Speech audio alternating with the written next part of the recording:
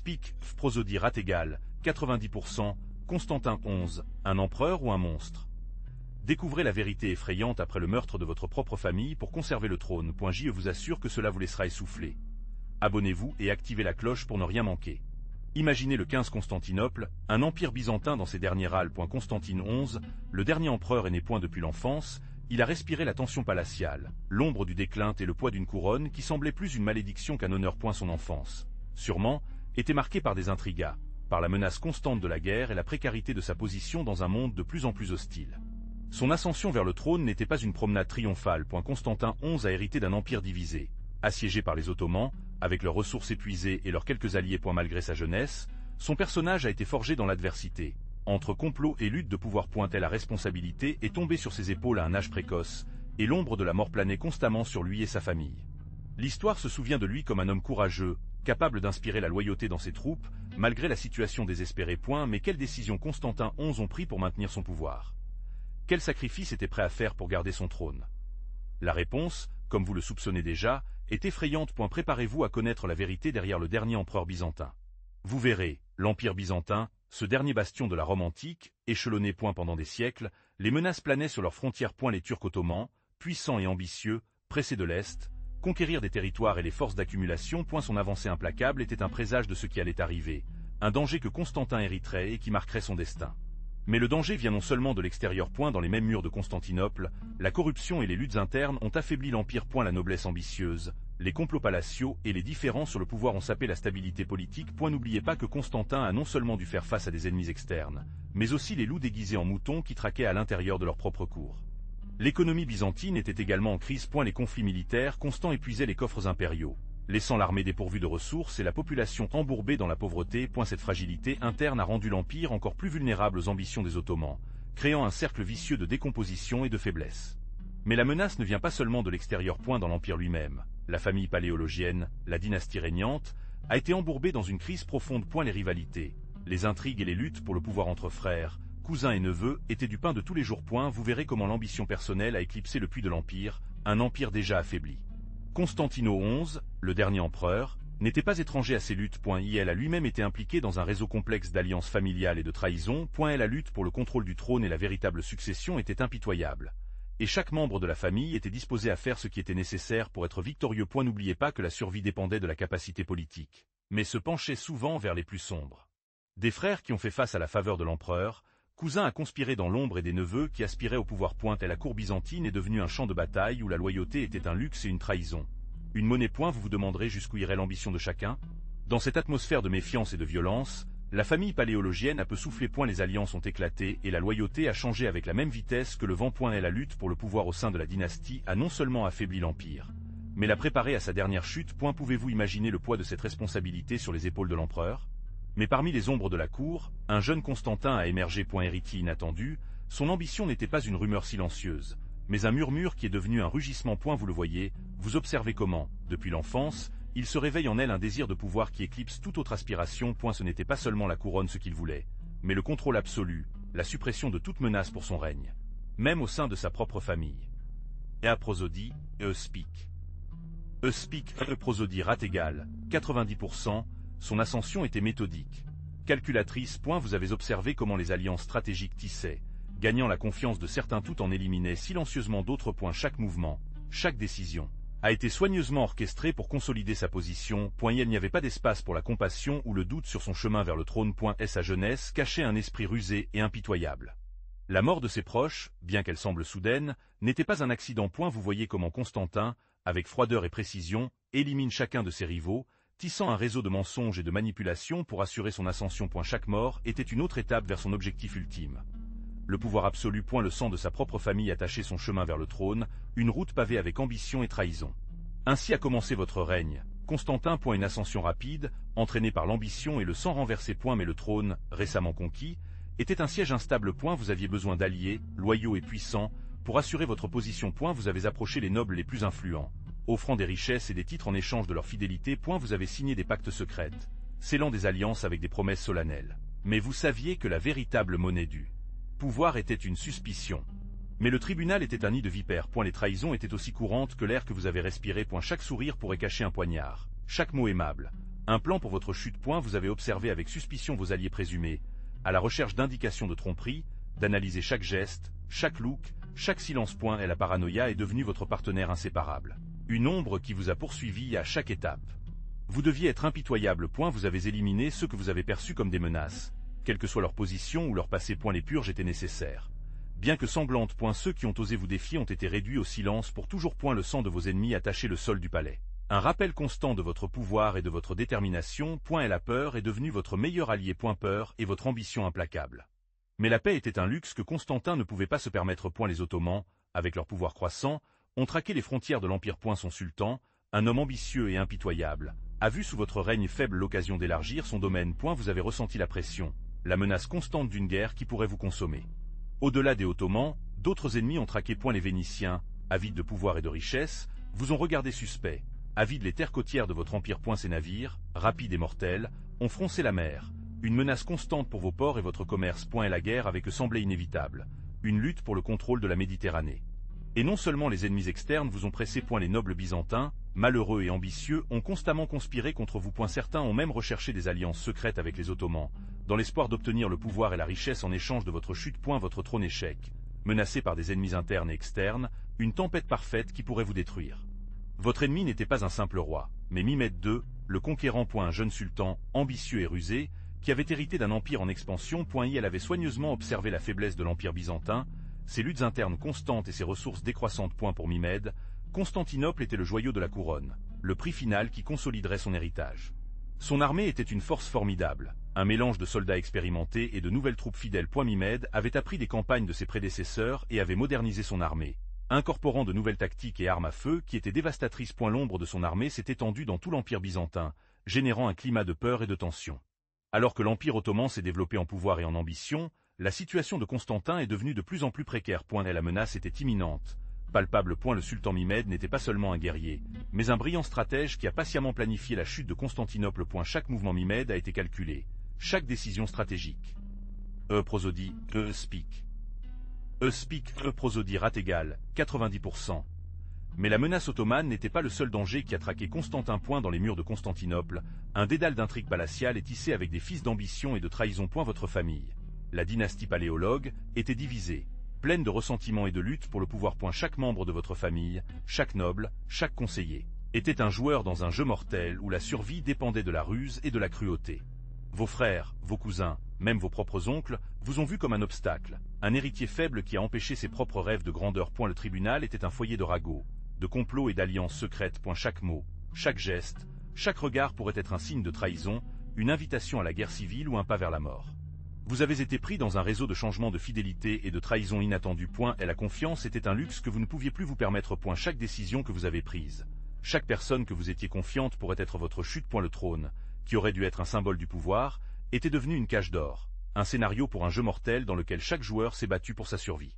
Mais la menace ne s'est pas limitée aux Ottomans. À l'intérieur du palais, Constantin sentit la respiration froide de ses propres frères. C'étaient des hommes puissants, avec leurs propres ambitions et leur loyauté douteuse. Chacun représentait une menace potentielle pour son trône, un poignard caché après un sourire courtois. Vous vous demanderez, qu'est-ce que Constantin a été en sécurité?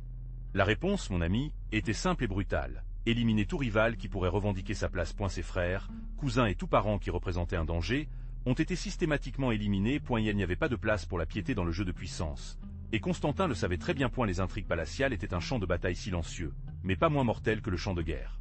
Les décès, souvent déguisés en accidents ou maladies, ont semé une terreur en cours. Les rares qui sont restés, plongés dans la peur, sont devenus des marionnettes entre leurs mains. Ce n'était plus seulement la menace ottomane qui traquait Constantinople, mais aussi l'ombre inquiétante de son propre règne d'horreur. Jusqu'où Constantin viendrait préserver son pouvoir? Mais la menace la plus immédiate est née d'un endroit inattendu. Ses cousins. Jeunes, ambitieux et soif de pouvoir, a vu dans la faiblesse perçue de Constantin une opportunité en or. Secrètement, ils ont commencé à tisser un réseau d'alliances, cherchant le soutien du noble malheureux et des capitaines de la garde impériale. Chuchote dans les couloirs du palais, réunion clandestine sous le manteau de la nuit, le complot était en cours. L'intrigue s'est concentrée sur un coup d'état rapide et efficace. Profitant d'une absence stratégique de Constantin, ils prévoyaient de prendre le contrôle du palais, d'arrêter leurs alliés et de proclamer l'un d'eux comme le nouvel empereur. Ils ont pensé que ce serait facile, un simple changement de garde, mais à sous-estimer la loyauté de certains secteurs de l'armée et la ruse de Constantin lui-même. La nuit du coup d'état est arrivée chargée de tensions. Les conspirateurs ont déménagé stealth. Mais un fidèle à Constantin serviteur, alerte les mouvements suspects, a découvert l'intrigue. Les informations ont atteint les oreilles de l'empereur juste à temps. Constantin, loin d'être un homme faible, a démontré une intelligence froide et de calculatrice. Ce n'était pas surpris. Avec une précision chirurgicale, Constantin a anticipé les mouvements de ses cousins. Ses fidèles gardes impériaux, précédemment alertés, ont intercepté les conspirateurs avant de pouvoir exécuter leur plan. Le coup d'État a été étouffé avec une efficacité brutale. Et les traîtres ont été arrêtés et exécutés par la suite. Et la première grande menace pour son règne avait été neutralisée. Mais la graine de la discorde était déjà semée. La conspiration de vos cousins n'était que le début. Constantin, une fois qu'il a obtenu sa position, a déclenché une purge implacable. Et il ne s'agissait pas seulement d'éliminer ceux qui le menaçaient directement. Il s'agissait d'éradiquer tout défi potentiel à son règne. Et la noblesse, habituée à l'intrigue et au pouvoir, est devenue son principal objectif. Chaque noble, chaque membre d'élite qui a montré le moindre signe de dissidence a été éliminé. Un prosodie, speak. Speak, prosodie rate égale, 90%. Les exécutions étaient rapides et silencieuses, faites sous le manteau de la nuit. Il n'y a eu aucun jugement ni processus équitable. Le soupçon était suffisant pour sceller le sort de quelqu'un. Des familles entières ont été anéanties. Leurs propriétés confisquées et distribuées parmi les fidèles à Constantin. Et la terreur est devenue l'outil principal pour maintenir le contrôle. Le message était clair. S'opposer à l'empereur signifiait la mort.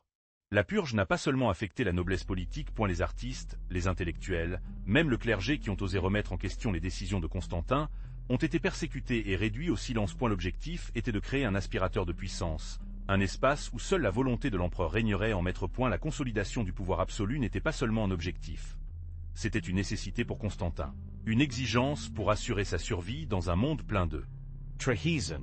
Mais la purge ne s'est pas arrêtée là. Vos frères, ceux avec qui vous avez partagé des enfants dans l'enfance, étaient maintenant des obstacles sur votre chemin vers le pouvoir absolu. Constantin, avec la froideur d'un hiver éternel, a ordonné ces exécutions. Les premiers étaient les plus jeunes, ceux dont l'influence était plus faible, mais dont la vie représentait un risque potentiel. Ces cris d'agonie, réduits au silence la nuit, ont résonné sur les murs du palais, un écho d'un passé qui n'existait plus. La mort de vos jeunes frères n'était que le prélude. Le prochain morceau de la planche a été l'élimination de vos neveux, les enfants de vos frères aînés. Ils étaient des enfants. Certains commençaient à peine à comprendre le monde, d'autres étaient déjà curieux et observateurs. Cependant, pour Constantin, tout le monde représentait une menace latente, un avenir incertain. L'efficacité était sa devise. Aucun détail ne serait au hasard. Rappelez-vous les paroles de vos réalisateurs. La miséricorde et la faiblesse, la majesté. Et donc, l'un après l'autre, vos frères et neveux ont été éliminés. Leur corps, retirés en silence sous l'obscurité de la nuit, sont devenus des secrets enterrés sous la terre. Aussi cachés que les vraies ambitions qui ont favorisé Constantin à commettre ces actes atroces. Le trône était assuré. Mais à quel prix? L'élimination de vos frères n'était que le début. Maintenant, chaque noble, chaque conseiller, chaque serviteur, vivait à l'ombre de votre toute-puissance. Un mauvais murmure, un look difficile, pourrait être suffisant pour sceller son destin. Et la terreur est devenue votre arme la plus efficace, beaucoup plus puissante que n'importe quelle armée. Les exécutions publiques sont devenues courantes, montrent des spectacles pour terroriser la population et renforcer votre autorité. Le chef d'un traître, coincé dans un épicé sur la place principale, a rappelé constamment le prix de la désobéissance. Le silence, lourd et oppressant, a saisi les rues.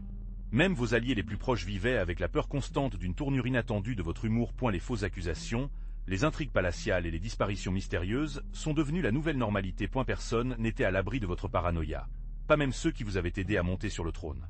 La peur est devenue le ciment qui a gardé votre empire ensemble. Terreur, votre outil gouvernemental. Votre règne, construit sur une base de sang et d'oppression, a été soutenu de manière précaire, soutenu uniquement par la panique constante que vous aviez semée au cœur de votre peuple. Alors, a-t-il été tellement nécessaire de violence? Vous vous demandez, non? Constantin XI discuterait. Oui. Pour lui, chaque mort était un sacrifice nécessaire pour assurer la stabilité de l'empire, pour protéger son peuple de l'anarchie et les ambitions de ses ennemis. Et la menace était réelle, la lutte pour le pouvoir, brutale. Et elle se considérait comme le seul capable de maintenir l'ordre, même si cela signifiait renverser du sang. Mais qu'en est-il du prix? Le coût de sa stratégie était élevé. Et la paranoïa se propage comme une maladie, nourrissant la peur et la méfiance. Et la loyauté est devenue une monnaie et une trahison, une menace constante. Chaque action, chaque décision, a été teinte par du sang renversé. L'empire, soi-disant plus sûr, est devenu un endroit profondément peu sûr, habité par une peur constante. La violence, bien que efficace à court terme, a semé les graines de sa propre destruction. Elle a généré du ressentiment, a nourri la résistance cachée et affaibli l'empire de l'intérieur. Peut-être que la stabilité que Constantin XI aspirait s'y était une chimère, un mirage créé à partir de sang et de terreur. Aurais-je pu réaliser la même chose par d'autres moyens? La question demeure, une ombre sombre sur son héritage. Prosodie, speak. Speak, prosodie rate égale 90%. Mais que pensaient les gens? Les exécutions, bien que nécessaires à Constantin, ne sont pas passées inaperçues. Les rumeurs ont couru comme une poudre à canon dans les rues pavées de Constantinople. Ils ont parlé de trahison, de famille brisée, un empereur qui avait tout sacrifié pour le pouvoir. Certains ont chuchoté l'admiration pour leur forte volonté, d'autres, la peur et la répudiation. Vous, en tant que témoin de ces moments, qu'auriez-vous pensé? L'Église, toujours influente, est restée silencieuse. Peut-être par peur, peut-être pour le calcul. Le silence de l'Église, cependant, parlait de lui-même, nourrissant la spéculation. Certains membres du clergé, courageux ou peut-être plus téméraires, ont exprimé leur désapprobation dans les sermons voilés, mais la plupart ont opté pour la prudence. Vous, au milieu de cette incertitude religieuse, à qui vous auriez-vous fait confiance? Les marchands, toujours attentifs au pouls de la ville, ont remarqué un changement dans l'environnement. Le commerce a prospéré, oui, mais une ombre d'agitation planait sur les affaires. L'incertitude politique a affecté tous les aspects de la vie quotidienne. Et la peur des représailles a fait taire les protestations ouvertes. Vous, observant la vie quotidienne dans les rues, auriez-vous remarqué la différence subtile? En résumé, l'opinion publique était une mosaïque de peur, d'incertitude et de dissidence silencieuse. Le pouvoir de Constantin XI avait fait taire les voix de l'opposition. Mais le murmure a continué, un torrent souterrain de mécontentement qui menaçait de déborder. Vous, à quoi feriez-vous un tel empereur implacable? Mais le sang versé par Constantin a non seulement taché les pierres de Constantinople, mais il ternit également son âme aux yeux de l'Église orthodoxe. Comment un empereur, ou un par-dieu, pourrait-il être responsable de ces crimes? La clameur populaire est devenue un murmure de condamnation religieuse, un murmure qui a menacé de devenir un rugissement assourdissant. Les patriarches, les chefs spirituels de l'Empire, étaient dans une position délicate. Condamner ouvertement Constantin signifiait remettre en question le pouvoir impérial, risquant sa propre vie et la stabilité de l'Église. Mais s'arrêter dans une telle atrocité était de trahir leur foi et leur responsabilité morale devant Dieu et son peuple. La conviction morale, bien qu'elle ne soit pas publiquement exprimée avec la même force que la rumeur populaire, a résonné dans les sermons, dans les prières et dans le silence inconfortable qui entourait l'empereur. L'Église orthodoxe, bien qu'elle ne puisse pas directement remettre en question le pouvoir impérial, a exercé son influence par la condamnation morale subtile, le doute et la méfiance à propos du règne de Constantin. Mais que s'est-il vraiment passé? La version officielle, soigneusement construite par les courtisans survivants, a peint Constantin XI en tant que souverain juste et pieux, victime d'une conspiration perfide. On a parlé d'ennemis internes, de nobles ambitieux qui cherchaient le pouvoir, un sort orchestré pour déstabiliser l'Empire. Ce récit, répété encore et encore, a cherché à cacher la vérité. Une vérité trop sanglante pour être digérée par le peuple. Les rumeurs se sont propagées selon lesquelles la famille impériale avait été éliminée pour consolider le pouvoir. Mais ces voix ont été rapidement réduites au silence. L'Église, alliée à l'empereur, était responsable de la propagation de la version officielle, présentant Constantin XI comme un martyr. Les moines, puissants à l'époque, ont contribué à cette manipulation de l'histoire, enterrant les faits sous une couche de propagande religieuse. La version officielle est devenue une histoire acceptée, qui a été enseignée dans les écoles et transmise de génération en génération. Les légendes qui se sont produites plus tard ont parlé de fantômes et de malédictions, de la colère divine contre l'empereur meurtrier. Mais ces légendes n'étaient pas aussi une façon de se souvenir, même si elle est voilée, la vérité qui avait été essayée de se cacher. Mais que disent les chroniques? Vous pouvez enquêter vous-même. Les documents de l'époque, bien que rares et souvent contradictoires, sont notre seul moyen. Il y a des lettres, des dossiers fiscaux et même des témoins.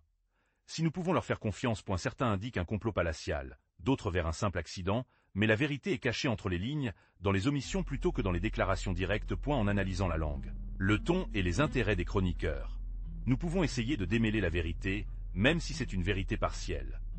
Et prosodie, speak. Speak, prosodie rate égale 90%. Regardez les incohérences. Pourquoi certains détails sont-ils répétés dans plusieurs sources, tandis que d'autres sont systématiquement omis? Qui étaient les auteurs de ces documents? Quels intérêts avaient-ils? N'oubliez pas que les chroniques ne sont pas objectives. Ils sont le résultat de la perspective de qui les a écrits. Souvent influencés par leurs alliances politiques ou leur propre peur. Le déchiffrement de la vérité nécessite une analyse critique, à la recherche de modèles, de sources contrastées et, surtout, de remettre en question tout ce que vous lisez.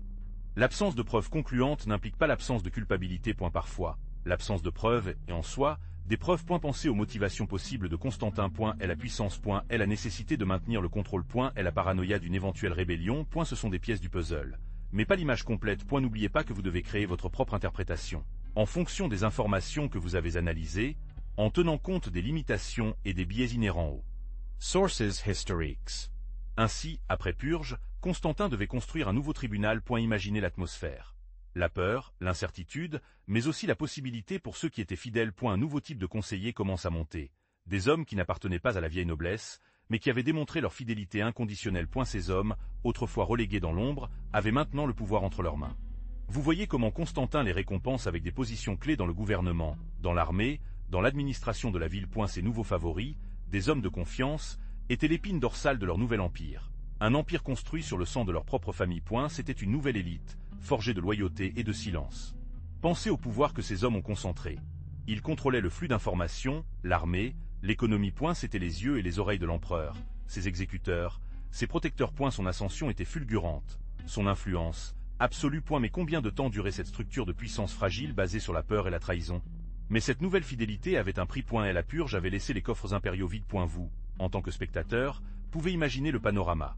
Constantin, entouré de courtisans effrayants mais ambitieux, fait face à un empire à saigne. Les paysans, dépouillés de leurs terres et de leurs familles, se rebellent plus fréquemment. Et la faim traque dans les rues de Constantinople, une ombre constante qui rappelle le véritable coup de son ascension.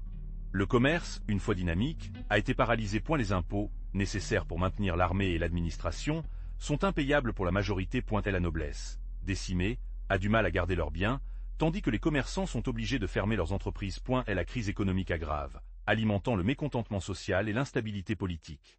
L'opulence de la cour de Constantin contraste brutalement avec la misère du peuple.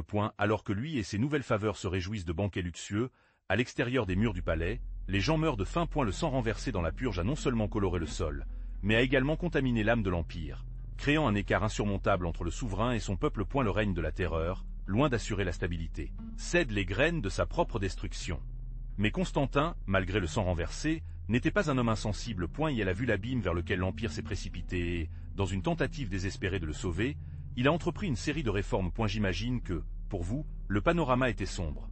Un empire en ruine, avec des coffres vides et la population effrayée. Il a essayé de guérir les blessures avec des mesures économiques urgentes, cherchant à stabiliser la monnaie et à augmenter les impôts plus efficacement. C'était une tâche herculéenne, presque impossible étant donné la situation. Les réformes militaires étaient également cruciales. Constantin savait que l'armée, affaiblie par les purges et le manque de fonds, était une proie facile pour les envahisseurs ottomans. Il a essayé de le réarrêter, de recruter de nouveaux soldats et de moderniser l'équipement. Pour vous, cela doit sembler un effort titanesque, une carrière contre litre contre la catastrophe inévitable. Cependant, les réformes ne sont pas arrivées à leur point. Le manque de ressources et la méfiance généralisée parmi leurs soldats, l'héritage de leurs actions passées, ont sapé leurs efforts. Et prosodie, speak. Speak, prosodie rat égale 90%. La partie la plus difficile de ces réformes a peut-être été la reconstruction de la confiance. Et la terreur qui avait semé entre la noblesse et le peuple l'a persécuté. Constantin a tenté de réparer les dommages, offrant des amnesties et promettant un gouvernement équitable. Mais l'ombre de la purge était toujours présente. Pouvez-vous imaginer la méfiance dans vos yeux, la peur latente dans chaque conversation? Ces réformes, aussi ambitieuses, auraient-elles pu changer le sort de l'Empire? La réponse, comme vous le savez, est tragique.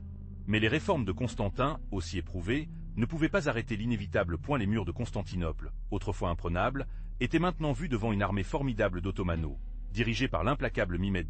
Vous avez vu comment le siège s'est approché, une mer de drapeaux ottomans agitant dans le vent, menaçant d'avaler la ville. Le rugissement des canons ottomans gronda sans cesse, secouant les fondements de la ville. Jour après jour, les défenses byzantines, épuisées et diminuées, ont résisté à une valeur désespérée. Vous voyez la pluie des projectiles, de la destruction et de la mort, tandis que les Ottomans avançaient. L'écart dans les murs, atteint après des semaines de siège, a été le début de la fin. Les troupes ottomanes se sont jetées dans l'assaut. Une vague humaine qui a tout balayé sur leur chemin. Vous avez présenté le combat de mêlée, le désespoir des défenseurs et l'avancée imparable de l'armée ottomane. Constantin XI, épée à la main, s'est battu jusqu'au dernier souffle, un symbole de résistance à la chute de son empire. Et sa mort, au milieu du chaos et de la bataille, a marqué la fin d'une époque. Vous avez vu comment la ville, après des siècles de splendeur, est tombée entre les mains de l'Empire ottoman, un événement qui changerait à jamais le cours de l'histoire. Ainsi, le 29 mai 1453, vous êtes au milieu de la chaleur de la bataille. Constantino XI, empereur de Byzance, se jette à l'avant-garde de ses troupes, un tourbillon d'acier et de fureur au milieu du chaos. Son armure, portée par le combat, brille sous le soleil, reflétant le désespoir et la détermination qui le consomment. Autour de vous, le rugissement de la guerre est assourdissant, le choc des épées, les cris des soldats, le grondement des canons ottomans. Est la chute de Constantinople. Imminent. Vous voyez comment il se bat avec la valeur d'un lion acculé, votre épée coupe en l'air avec une précision mortelle. Mais les forces ottomanes sont immenses, une vague imparable qui menace de tout avaler sur son chemin malgré son courage. La défaite se profile sur lui et ses hommes. L'empereur combat la marée humaine, une figure solitaire au milieu d'une mer de violence. La bataille atteint son apogée. L'empereur, entouré, tombe sous le poids des armes ennemies. Naît sa mort. Enveloppé dans la confusion du combat, devient un symbole tragique de la chute d'un empire. Son dernier souffle fond avec le rugissement de la guerre, la chute de Constantinople, un coup final qui scelle le sort d'une époque. Constantino est tombé. La chute de Constantinople a marqué un avant et après. Vous vous demanderez, héros ou méchant? Son règne était marqué par des décisions difficiles, parfois impitoyables. Certains se souviennent de lui comme un empereur qui a tout sacrifié pour la défense de son empire.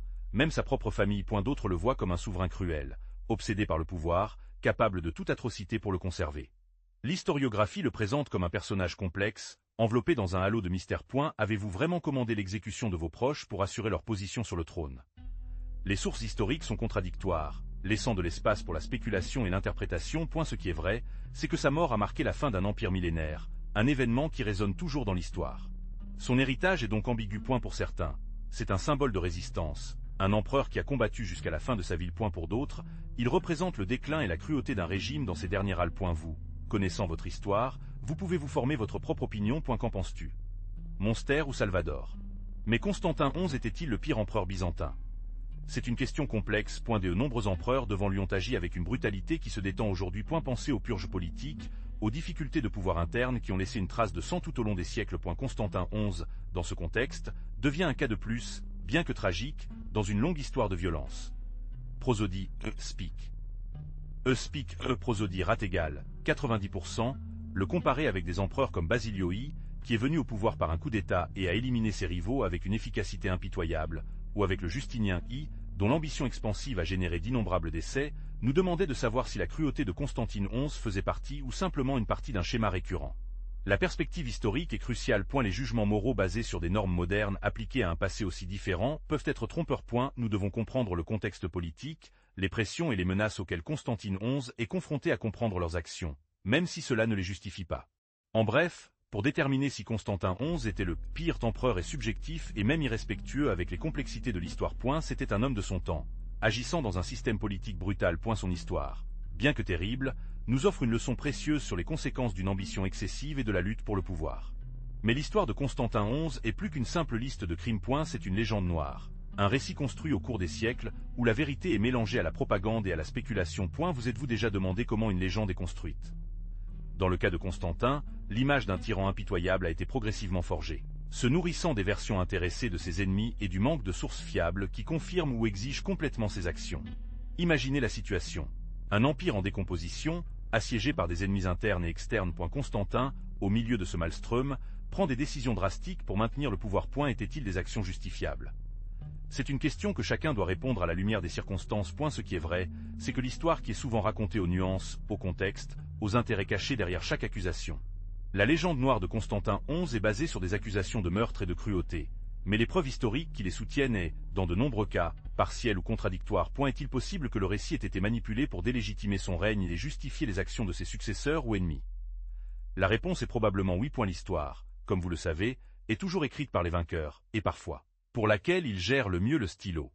Mais qu'est-ce qui est vrai dans tout cela? L'image de l'empereur meurtrier est, en grande partie, le produit de la propagande de ses ennemis. N'oubliez pas que la chute de Constantinople était un événement d'une importance énorme, et le récit sur Constantin XI a été moulé pour justifier les victoires ou les défaites, selon le côté qui lui a dit. Les sources primaires sont rares et souvent biaisées, ce qui entrave la reconstruction objective des faits. Les historiens modernes sont confrontés à un défi monumental. Séparer la réalité de la légende. Analyser les quelques documents qui ont survécu, les contraster avec des histoires ultérieures et les contextualiser dans la politique complexe de l'Empire byzantin au cours de leurs dernières années. Il s'agit d'une œuvre de détective historique qui nécessite un examen rigoureux de chaque partie des preuves. Ainsi, avant d'accepter l'image de l'empereur sanguinaire, rappelez-vous que l'histoire est une construction. Il est crucial d'analyser les sources, de comprendre leurs biais et de rechercher des corroborations. La vérité sur Constantin XI est probablement à un point intermédiaire entre la glorification et la diabolisation, dans les complexités d'un règne marqué par la crise et la lutte pour la survie d'un empire mourant. Mais que pense l'histoire moderne de Constantin XI? L'image du tyran sanguinaire s'est brouillée au fil du temps. Les historiens actuels analysent des sources avec un plus grand scepticisme, reconnaissant la propagande et les exagérations des histoires ennemies. Plus d'attention est accordée aux circonstances politiques de l'époque, au contexte d'une Constantinople assiégée et à la lutte pour la survie de l'Empire. La vérité des accusations de fratricide et d'autres atrocités est remise en question, Cherchant des preuves plus solides que les déclarations simples des chroniqueurs ayant des intérêts personnels. L'approche se concentre sur les décisions politiques de Constantin XI, ses tentatives de réforme de l'armée et de l'administration, et ses efforts pour obtenir l'aide de l'Occident face à la menace ottomane imminente. Prosodie, speak. Prosodie rate égale 90%. La perspective moderne cherche à comprendre Constantin XI dans le contexte de son temps, compte tenu des pressions politiques, économiques et militaires auxquelles il a été confronté. Son courage est reconnu en défendant Constantinople jusqu'à la fin. Bien que ses méthodes et ses décisions soient soumises à un débat, elle n'est plus considéré comme un simple meurtrier, mais comme un empereur complexe, le produit de son temps, qui s'est battu jusqu'au dernier souffle pour un empire mourant. Mais qu'en est-il de l'image de Constantine XI dans la culture populaire? Contrairement à la vision historique qui évolue, la fiction permet certaines licences. Dans les romans et les jeux vidéo, vous le trouverez souvent décrit comme un personnage complexe, un leader rusé mais impitoyable, enveloppé dans des intrigues palatiales et des difficultés pour le pouvoir. Parfois, il est même présenté comme un anti-héros, un homme tragique dont l'objectif de maintenir l'Empire l'a amené à prendre des décisions terribles. Pensez aux possibilités. Un jeu vidéo où vous, comme Constantin, devez prendre des décisions morales difficiles pour assurer la survie de Byzance. Souhaitez-vous prendre un risque pour sacrifier certains pour en sauver beaucoup? Les travaux de fiction explorent ce dilemme moral, montrant un Constantin plus humain, avec ses vertus et ses terribles infractions, s'éloignant du simple label meurtrier. Même dans l'art, la représentation de Constantin XI a varié. Alors que certaines peintures le montrent comme un empereur glorieux, d'autres, inspirées par les récits les plus sombres, le présentent comme une sombre figure, reflétant l'ambiguïté de leur héritage. En bref, l'interprétation de sa figure dans la fiction est le reflet de la complexité du caractère historique et des différentes perspectives offertes par le temps. Mais l'histoire de Constantin XI ne met pas fin à sa mort. Son héritage, taché de sang, a continué à résonner pendant les générations. Pensez à l'instabilité politique qui a généré son ascension sur le trône, la méfiance semée entre les membres de leur propre famille et la noblesse. Comment cette atmosphère de peur et de trahison de l'avenir de l'Empire byzantin a-t-elle été affectée, déjà affaiblie? L'absence de confiance entre l'élite byzantine, une conséquence directe de leurs actions, a affaibli la capacité de l'Empire à faire face aux menaces externes croissantes. Imaginez des alliances brisées, les complots qui ont prospéré dans l'ombre, l'incapacité de présenter un front uni devant les Ottomans. Cette fragilité, avez-vous contribué à la chute de Constantinople? Et vous, que pensez-vous? Pensez-vous que l'impact des actions de Constantin XI a transcendé son règne? Votre héritage de sang est-il devenu un facteur déterminant lors de la dernière chute de l'Empire byzantin? Considérez la façon dont son règne, plein de violence et de trahison, a changé pour toujours le cours de l'histoire. Mais qu'en est-il des vraies motivations de Constantin? Était-ce simplement une ambition excessive, ou il y avait d'autres facteurs qui ont favorisé son ascension impitoyable au trône? Les chroniques de l'époque sont ambiguës, laissant un espace pour la spéculation. Il y avait peut-être des ennemis cachés, des complots palatiaux que lui seul connaissait, ou des pressions externes qui l'ont forcé à prendre des mesures aussi drastiques. Imaginez la pression du maintien d'un empire en décomposition. Entouré d'ennemis internes et externes. Pouvez-vous imaginer le fardeau qui impliquait? Un autre inconnu entoure la véritable extension de ces crimes. Les sources historiques, souvent biaisées par la propagande politique, nous offrent différentes versions des faits. Combien de membres de sa famille ont été vraiment tués? Y avait-il un plan directeur ou des actes impulsifs dictés par la peur et la paranoïa?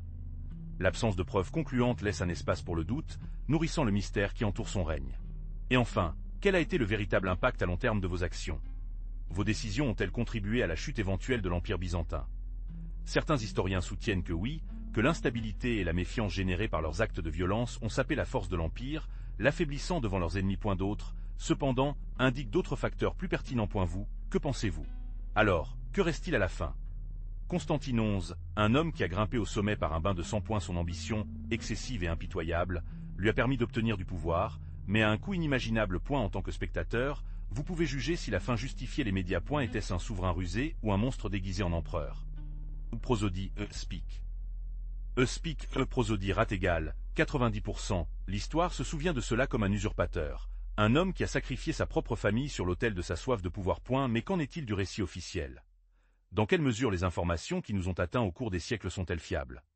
Peut-être que les vraies motivations de Constantin restent cachées, enveloppées dans le mystère de l'époque. Son trône, symbole de pouvoir et d'opulence, est devenu un rappel constant de ses crimes. Un trône taché de sang, construit sur la trahison et la mort. Que pensez-vous de votre héritage? Triomphe ou tragédie? La réponse, comme toujours, réside dans l'interprétation que chacun fait des faits. Imaginez la poussière s'installant dans les rues de Constantinople, une poussière qui non seulement couvre les pierres, mais symbolise la fin d'un empire. Le pillage était brutal, impitoyable. Trésors accumulés pendant des siècles, des œuvres d'art inestimables, tout a disparu entre les mains des Ottomans. Vous, l'observateur silencieux à distance, assister à la dépossession d'une civilisation. L'impact s'est étendu au-delà des murs. Le commerce, florissant, a été interrompu. Les routes commerciales vitales ont fermé, laissant l'Europe dans une profonde crise économique. Pensez au sentiment d'incertitude, à la peur d'un avenir incertain qui a saisi les villes européennes, vous, pris dans ce réseau d'anxiété. L'exode des érudits byzantins à l'ouest, un exode massif. Les livres et les connaissances antiques, sauvés du pillage, se sont dispersés dans toute l'Europe, ravivant l'intérêt pour l'apprentissage classique. Vous êtes témoin du changement lent mais inévitable dans le World Knowledge Center. Un changement qui ne peut être perçu en une journée, mais au fil des ans. La chute de Constantinople a marqué un avant et après. Elle la fin d'un empire qui a résisté depuis des siècles, oui, mais aussi le début d'une nouvelle ère, une époque définie par le choc des cultures et le début d'un nouvel ordre mondial. Pouvez-vous imaginer l'ampleur de ce changement? Un changement que nous pouvons même ressentir aujourd'hui. Pensez à la bibliothèque de Constantinople, un ancien trésor, plein de manuscrits grecs, de philosophie, de sciences et de littérature qui ont été perdus pour toujours. Des manuscrits uniques et irremplaçables, qui contenaient les connaissances accumulées des siècles, ont disparu dans le chaos de pillage. Imaginez la dévastation, la perte irréversible d'un immense héritage culturel. La chute de Constantinople n'était pas seulement la perte d'un empire, mais aussi la fin d'un centre d'apprentissage vital et d'un échange culturel. Pendant des siècles, Byzance avait préservé et enrichi la culture classique, traduisant et répartissant les connaissances grecques et romaines. Sa disparition signifiait un vide intellectuel qui prendrait des siècles à remplir. L'impact s'est étendu bien au-delà des frontières de l'Empire. Le flux de connaissances et d'art a été interrompu, affectant le développement culturel de l'Europe occidentale. Et la dispersion des érudits byzantins, beaucoup fuyant la catastrophe, a contribué à un changement culturel lent mais significatif, mais la perte d'archives et de bibliothèques a été irréparable. Imaginez le vide qui a laissé Constantinople. Sa chute n'était pas seulement la perte d'une ville, mais la fin d'un empire qui avait résisté à des siècles. Pour vous, ce vide signifiait un changement radical dans la carte de puissance. L'Empire ottoman, avant une puissance régionale, est devenu une force dominante, avec accès à des routes commerciales cruciales et à un nouveau flux de ressources. L'Europe a été forcée de réajuster ses stratégies. Soudain, la voie commerciale de la soie a été menacée, et avec elle, l'accès aux épices et aux autres richesses orientales. Pour vous, cela signifiait la nécessité d'explorer de nouvelles routes maritimes, en faisant la promotion de l'ère des grandes découvertes et de l'expansion coloniale européenne. L'équilibre des pouvoirs avait été irrémédiablement incliné. Le flux de réfugiés grecs à l'ouest était massif. De nombreux érudits, artistes et artisans se sont dispersés, participant aux connaissances et à la culture byzantine. Mais pour vous, cela signifiait également un changement culturel important en Europe, enrichissant les arts, la science et la philosophie du continent. Un nouvel ordre mondial, basé sur le changement et l'adaptation. Mais vous, que pensez-vous de Constantin XI? Son règne était un tourbillon de désespoir et de décisions extrêmes. J'imagine que vous vous demandez si la chute de Constantinople était inévitable, ou si les actions de Constantin, comme désespérées pour eux, ont contribué à leur fin. Était-ce vraiment un monarque impitoyable, ou un homme désespéré de sauver son empire? Prosodie, speak. Speak, prosodie rat égale, 90%, l'élimination de leurs proches, une décision terrible, non? C'était un acte né de la peur, de l'empressement de consolider son pouvoir au milieu du chaos. Mais les médias justifient la fin. Pouvez-vous accepter l'élimination de la vie innocente au nom de la stabilité politique? C'est une question qui continue de résonner des siècles plus tard. Pensez au poids de la couronne, dans la responsabilité de gouverner un empire au bord de l'effondrement. Constantin XI a fait face à une situation presque impossible. Et ses décisions, bien que brutales, ils ont peut-être été une réponse à une pression extrême. Pouvez-vous imaginer le dilemme moral auquel il devait affronter chaque jour, devoir choisir entre la sécurité de son royaume et la vie de ses proches? En fin de compte, l'histoire le juge dur. Mais vous, qu'en pensez-vous? Que feriez-vous à la place? Il s'agit d'une question facile à répondre, une réflexion sur le prix du pouvoir, sur les décisions que nous prenons sous pression, et sur les conséquences qu'ils ont pour nous et pour tous ceux qui nous entourent. Et la chute de Constantinople, en partie, nous laisse cet héritage. La complexité de juger les actions d'un homme dans une époque aussi turbulente. Mais où pouvez-vous approfondir la vie de Constantin XI? Pour mieux comprendre votre règne, je vous recommande de commencer par des chroniques byzantines. Rechercher les œuvres de Ducas, qui offrent une perspective de première main, bien que parfois biaisée. Il y a aussi les chroniques des auteurs latins, qui contribuent une vision différente, de l'autre côté du conflit. N'oubliez pas que chaque source a son propre point de vue, donc les comparer est la clé. En plus des chroniques, il existe des études historiques modernes qui analysent la chute de Constantinople. Rechercher des travaux académiques qui se concentrent sur le règne de Constantin XI. En particulier ceux qui examinent leurs décisions militaires et politiques. Les œuvres d'auteurs tels que Stephen Rin-Simon ou John Julius Norwich sont d'excellents points de départ. N'oubliez pas de consulter plusieurs sources pour obtenir une vision complète et nuancée. Pour une compréhension plus approfondie, je recommande d'explorer les sources primaires. Rechercher des lettres, des documents officiels et des dossiers militaires de l'époque. Ces documents peuvent vous offrir des détails cruciaux sur la vie quotidienne, les stratégies militaires et les décisions politiques de Constantin XI. N'oubliez pas que l'accès à ces sources peut nécessiter une connaissance du grec ou du latin, ou de la recherche de traductions fiables. Enfin, n'oubliez pas d'utiliser les ressources en ligne disponibles. Il existe de nombreux sites web et bases de données numériques qui contiennent des informations précieuses sur l'Empire byzantin et la chute de Constantinople. Les sites web académiques, les bibliothèques numériques et les référentiels de documents historiques peuvent être un outil très utile dans votre recherche. N'oubliez pas d'évaluer la crédibilité des sources que vous consultez. Et jusqu'à présent, la vidéo d'aujourd'hui, j'espère que vous avez été aussi fascinant que d'étudier la vie de Constantin XI. Son histoire, pleine de tragédie et d'ambition, nous laisse penser aux complexités du pouvoir et au poids de la couronne. N'oubliez pas que l'histoire est pleine de nuances, et il est important de rechercher différentes perspectives pour mieux la comprendre. N'oubliez pas de vous abonner à la chaîne afin de ne pas manquer de futures vidéos sur les personnages historiques tout aussi intrigants. Activez la cloche pour recevoir des notifications et partagez cette vidéo avec vos amis si vous l'avez aimé. Votre soutien est essentiel pour vous de continuer à créer du contenu de qualité pour vous. De plus, j'aimerais lire vos commentaires et savoir ce que la vidéo vous a semblé. Que pensez-vous des actions de Constantin XI? Pensez-vous que leurs décisions ont été justifiées? Laissez-moi votre opinion dans la boîte de commentaires. Je suis très intéressé à savoir ce que vous en pensez. Merci beaucoup pour votre temps et pour avoir regardé cette vidéo jusqu'à la fin. N'oubliez pas que l'histoire est une aventure continue. Et j'espère que vous continuerez à explorer avec moi ces histoires passionnantes du passé. Rendez-vous dans la prochaine vidéo. À au revoir. J'espère que vous avez apprécié l'histoire de Constantin XI. Si vous l'avez aimé, aimez-vous et abonnez-vous pour en savoir plus. Que pensez-vous de votre héritage? Laissez-le dans les commentaires. Prosodie et Speak.